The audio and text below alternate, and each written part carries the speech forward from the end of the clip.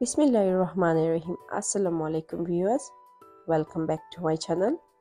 আজকে যে রেসিপিটা বানাবো তা হচ্ছে মিনি কর্ন ডগ, আর এটা অনেক সহজ বানাতে। So let's get started.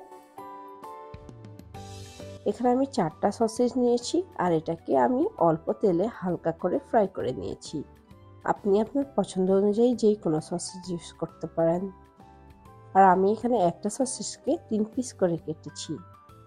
সসেজগুলোকে আমি টিস্যুয়ের সাহায্যে প্যাট ড্রাই করে নিয়েছি, যাতে এর গায়ে কোনো তেল না থাকে। এখন একটা প্লেটে আমি হ্যান্ডফুল অফ ময়দা নিয়ে তাতে দিয়ে দিচ্ছি সসেজের পিসগুলি, আর কোট করে নিচ্ছি।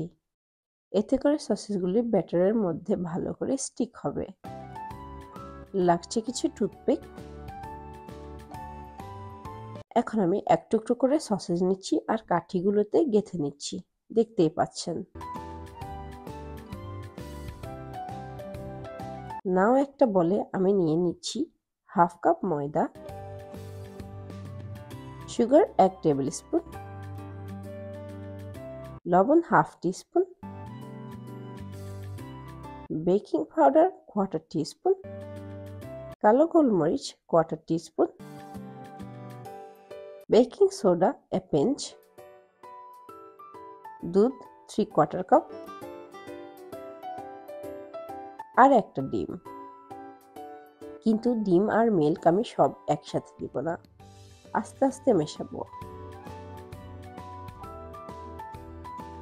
এনিওয়েজ, আপনারা যদি নিউ ভিউয়ার্স হন আর আমাকে সাবস্ক্রাইব না করে থাকেন, please subscribe me and press the bell icon to receive notifications.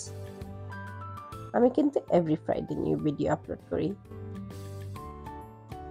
আমার ব্যাটার রেডি হয়ে গেছে, দেখে বুঝতেই পারছেন আমি কতটুকু কনসিস্টেন্সিতে রেখেছি ব্যাটারটা। নাও আমি সসেজের পিসগুলি ডিপ করে নিচ্ছি একটা একটা করে।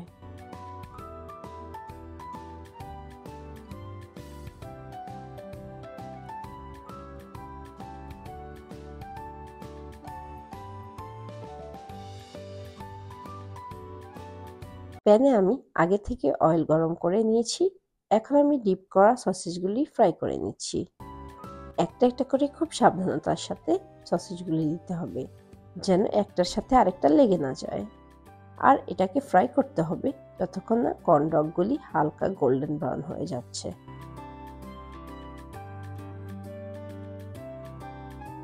ব্যাস, হয়ে গেল আমার মিনি কর্ন ডগ। দেখলেন তো কিভাবে ঝটপট বানিয়ে ফেললাম। আর এই কর্ন ডগগুলো কিন্তু গরম গরম অবস্থায় খেতে হবে, ঠান্ডা হলে কিন্তু ভালো লাগবে না এটা খেতে। আপনিও বাসায় ট্রাই করে দেখুন, আর ট্রাই করলে আমাকে জানাতে ভুলবেন না কেমন হয়েছে। রেসিপিটা ভালো লাগলে শেয়ার করুন আপনার ফ্রেন্ডস আর ফ্যামিলির সাথে। আজকের জন্য এই পর্যন্তই। আল্লাহ হাফেজ।